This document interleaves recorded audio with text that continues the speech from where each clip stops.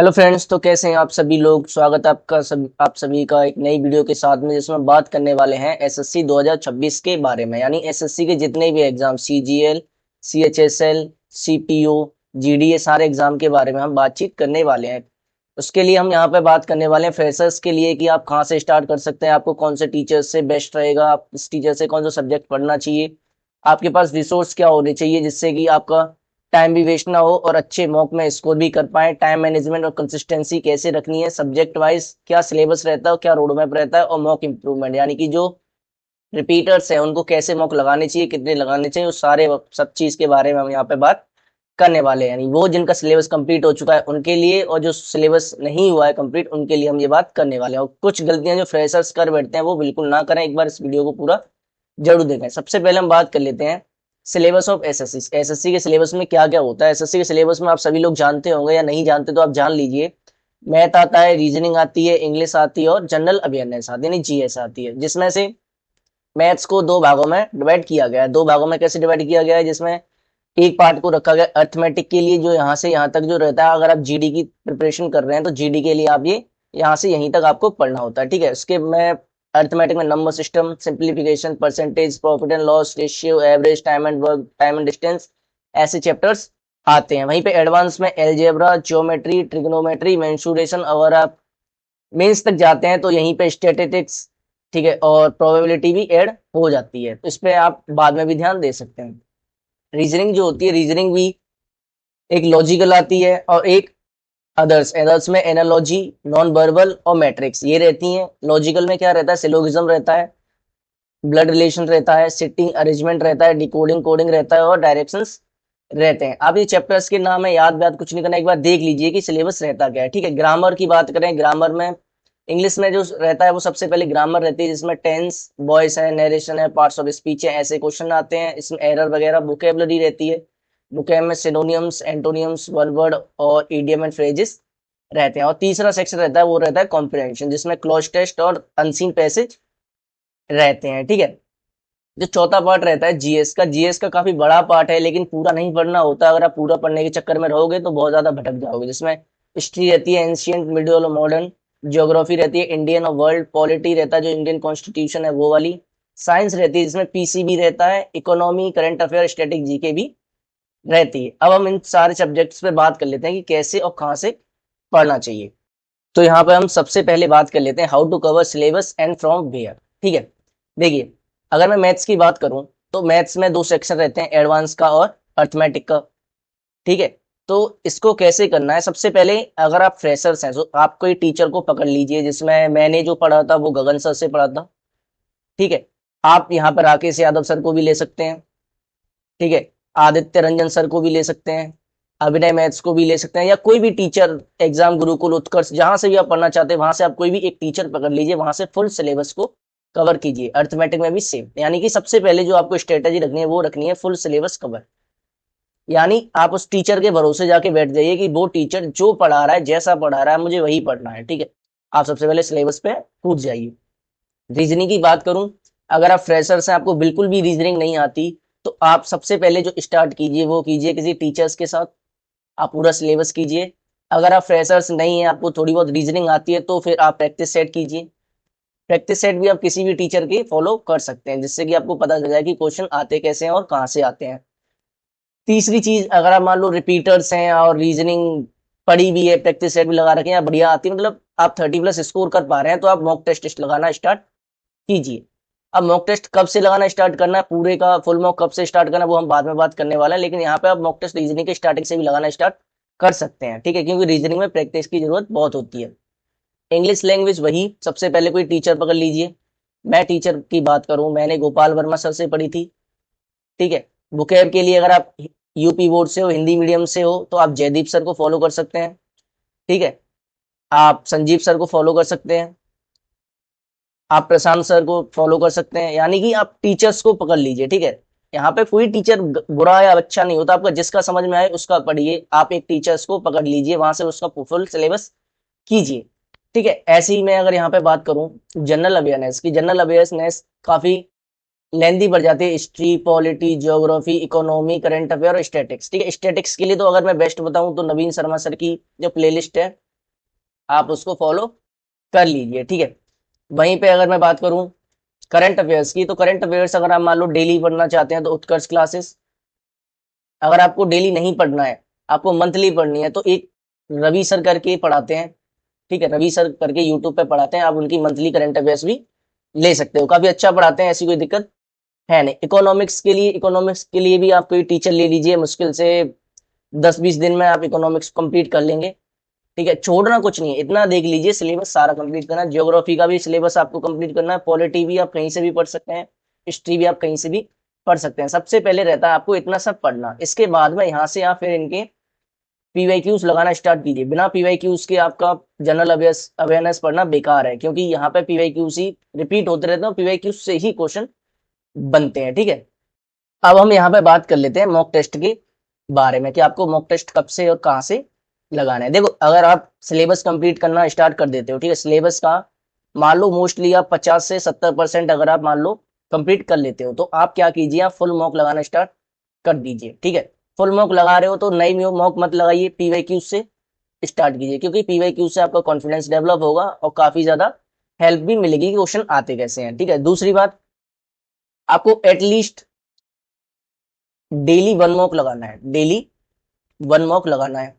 इसमें ध्यान रखने वाली चीज क्या है, मैं जैसे जो मैंने की थी, आपने मान लो पहला मॉक लगाया तो उसके बारे में 4 सेक्शन ऐसे बना लीजिए जिसमें आपको लिखना है कि आपने मैथ में कितना स्कोर किया, प्लस आप कितना कर सकते थे, जो आपसे गलत हुआ आप कितना कर सकते थे, रीजनिंग में आपने कितना स्कोर किया प्लस आप कितना कर सकते थे, इंग्लिश में आपने कितना किया प्लस आप कितना कर सकते थे, जीएस में आपने कितना किया प्लस आप कितना कर सकते थे। इसके साथ में आपकी कितनी परसेंटाइल रही, आपका टोटल कितना स्कोर रहा, वहीं पे आप एक कॉर्नर में लिख दीजिए कि जैसे आपके 130 मार्क्स आए, लेकिन आपने एनालिसिस किया तो एनालिसिस में आपको पता चला कि आप 150 कर सकते हैं, तो आप ये भी लिखिए, क्योंकि इससे आपका कॉन्फिडेंस बना रहता है। मॉक डेली एक लगाना है मतलब लगाना है। आप रिवीजन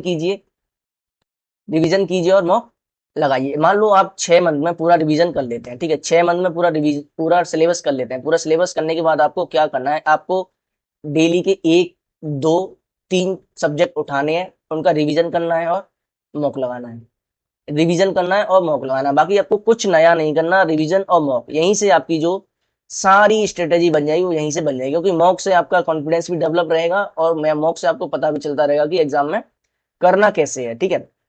मैं अपनी बताऊं, मैंने सर प्रीलिम्स के लिए मेरे 150 प्लस मॉक मैंने 90 डेज में लगाए थे। मैं एक दिन में 2 भी लगा देता था कभी कभार, ठीक है। आपको मैं बताऊं, आप ओ लाइव बोर्ड का लाइव मॉक लगा सकते हैं, टेक्स्ट बुक का लाइव लगा सकते हैं। पीवाईक्यूज अगर आपको लगाने हैं तो आप टेस्ट रैंकिंग पे आप पीवाईक्यूज आपको फ्री में मिल जाएंगे, ठीक है। तो आप ये चीज करते रहिए। अब हम लास्ट में इस चीज पे बात कर लेते हैं कि डूस एंड डोंट्स, ठीक है, यानी कि जो फ्रेशर्स होते हैं वो सोचते हैं कि ये मैनेज नहीं हो पाती ये चीजें, कि या कैसे क्या मैनेज करना है, ठीक है। अब इसके बाद में आपके लिए जो इंपॉर्टेंट चीज रहने वाली डूस, डूस में क्या रहने वाला है, आपको जो मैंने सिलेबस बताया, आप इस सिलेबस को एक बार लिख लीजिए। आप एक बार सिलेबस को लिख लीजिए कि कौन सा चैप्टर है, कौन सा हार्ड है, कौन सा इजी है, कौन सा वहां पे टिक लगा दे लीजिए कि सर फलाना चैप्टर, यानी कि मान लो परसेंटेज चैप्टर है आपने लिख रखा है, तो वहां पर आप टिक लगा लीजिए कि ये मैंने कर रखा है। जब आप इसके पीवाईक्यूज लगाएंगे, मान लो आप टॉपिक वाइज भी पीवाईक्यूज लगाइए, तो वहां पे आप देखिए कि आपने पीवाईक्यूज में मान लो अगर 90 प्लस स्कोर कर रहे हो, आप 100 आउट ऑफ 100 में 90 प्लस कर रहे हो, तो वहां पे आप टिक लगा दीजिए कि आपको परसेंटेज में दोबारा ज्यादा ध्यान देने की जरूरत नहीं है। अगर आप 50 प्लस कर पा रहे हो तो आप वहां पे गलत का टिक लगा दीजिए, यानी कि आपको इस पे दोबारा नीड है। प्रायोरिटीज रखिए PYQs, topic wise PYQs, plus अगर आप मान लो 50 से 60% सिलेबस कर लेते हैं तो आपको मॉक टेस्ट जो स्टार्ट करने हैं वो पीवाईक्यूज से ही स्टार्ट करने हैं, ठीक है। टेक रेगुलर मॉक टेस्ट जो मैंने बताया, आप जब अपना पूरा सिलेबस कर लेते हैं या 70 से 80% कर लेते हैं, तो वहां पे डेली मॉक टेस्ट लगाइए और रिव्यू कीजिए, उसका एनालिसिस कीजिए कि आपने क्या गलत किया, कौन सा गलत किया, साथ में उसका जो नीचे सॉल्यूशन दे रखा होता है उसमें जो आपको बढ़िया पॉइंट मिलता है उसको भी आप कीजिए। रिवाइज की कॉन्सेप्ट, यानी वही जो सॉल्यूशन के नीचे वो की पॉइंट्स लिखे होते हैं उनको रिवाइज कीजिए, लिखिए और कंसिस्टेंसी बनाए रखिए, ठीक है। Maintain a strict and balance study schedule, यानी कि किसी भी चीज से कॉम्प्रोमाइज नहीं करना है। मॉक लगाना है मतलब लगाना है, दिन में 4 क्लास लेनी है मतलब लेनी है, दिन में ये करना है तो करना है।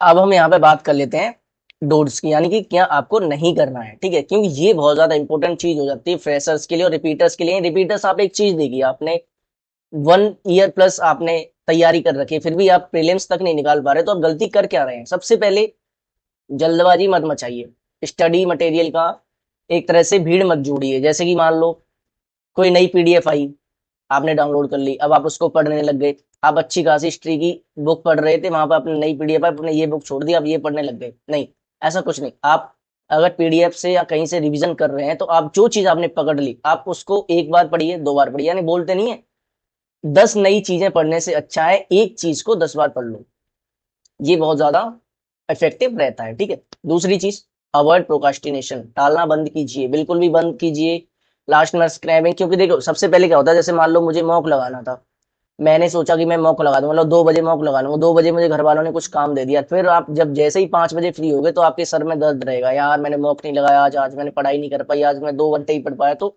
इससे क्या होता है कि दिमाग में प्रेशर क्रिएट होता है। तो टालना बंद कीजिए, आपके पास अभी टाइम है, मॉक लगाना है, सिलेबस कंप्लीट करना है, क्लास लेनी है, तुरंत कीजिए। Don't ignore sectional timing limits. अरे सर अब तो बहुत इंपॉर्टेंट, अब तो 15 मिनट का सीन आ गया है। देखो ये कोई रूल आता है तो वो किसी एक चीज के लिए नहीं आता, सबके लिए आता है। 15 मिनट सबके लिए है। तो इससे अच्छा यही होगा कि आप अपनी स्पीड पे काम कीजिए। स्पीड पे काम करने के लिए जो सबसे बढ़िया चीज रहती है, वो सबसे बढ़िया चीज कुछ इस तरह रहती है कि आप मॉक टेस्ट लगाते रहिए। ठीक है। आप अगर मॉक टेस्ट लगाते रहेंगे तो आपको 15 मिनट नहीं तो 17-18 मिनट तक आप आराम से पहुंच जाओगे। तो फिर वहां पे ये भी तो होता है कि सारे क्वेश्चन थोड़ी अटेम्प्ट करने होंगे, फिर वहां पे कुछ क्वेश्चन छोड़ने भी होंगे मैथ्स के। बाकी रीजनिंग और इंग्लिश और जीएस का तो मुझे पता है कि इसमें तो किसी को सेक्शनल टाइमिंग से दिक्कत नहीं है। टीचर्स लोग बताओ आपस में लड़ने लग रहे हैं, बच्चों को कंट्रोवर्सी बना बना के बच्चों को भटका रहे हैं। भाई कोई रूल आया है, ठीक है, रूल आया है, कुछ लोगों के लिए अच्छा भी हो, कुछ लोगों के बुरा भी हो, लेकिन वहां पे आया तो सबके लिए है ना। आपके बोलने से अगर वो चेंज हो रहा है तो आप बोलिए उस पर, आपके बोलने से ना तो वो चेंज हो रहा है, ऊपर से आप बच्चों को डिमोटिवेट कर रहे हैं, बच्चों को तास रहे हैं। आप लेके आ जाते क्लास में 25 क्वेश्चन इन 15 मिनट। भाई तुम रट के आ रहे हो, तुम कर नहीं सकते। मैं अपना बता रहा हूँ, आप 25 क्वेश्चन 15 मिनट में कर ही नहीं सकते। आप या तो इजी क्वेश्चन लेके आओगे, या फिर आप पीवाईक्यूज लेके आओगे, या फिर सबसे बड़ी चीज आप वहां पे देख के आओगे कि किसका सॉल्यूशन कहां पे करना। भाई कम से कम 30 से 40 सेकंड कोई लेंदी क्वेश्चन पड़ जाता है तो पढ़ने में लग जाता है। आप बताओ 15 मिनट में 25 क्वेश्चन कर कैसे लोगे? आप लड़ने में लगे हुए हो, बच्चों को भटका रहे हो, बच्चों को पढ़ना नहीं दे रहे हो, वहां पे बच्चों की मेंटल प्रेशर क्रिएट कर रहे हो कि भाई जाओ, सेक्शनल टाइमिंग गलत है। कोई कह रहा नहीं सेक्शनल टाइम बढ़िया। भाई आप रूल है, अगर आप मान लो उस पर बात करने से उसे बदल सकते हो तो कोई बात भी है, वहां पे वैसे ही आप लड़ने में लगे हो। तो ऐसी वीडियो से मैं बोलूंगा दूर रहिए। जो है अच्छा है, फिजिकल हेल्थ को बिल्कुल भी नेग्लेक्ट मत कीजिए, थोड़ा बहुत रनिंग वॉक भी करते रहिए, नींद पूरी लीजिए। अनवेरिफाइड और जेनरिक एडवाइस बिल्कुल मत लीजिए। जैसे कि मान लो कोई भी चला आया 10 दिन 30 दिन में पूरी जीएस खत्म, क्या लॉजिकल है? क्या कर सकते हो क्या खत्म? मैथ्स का पेपर यहीं से आएगा, 25 क्वेश्चन दे दी भाई, एक क्वेश्चन फंस जाएगा, दो फंस जाएंगे। भाई ऐसे नहीं होता है। तो एकदम लॉजिकल और बढ़िया चीजें देख के लीजिए।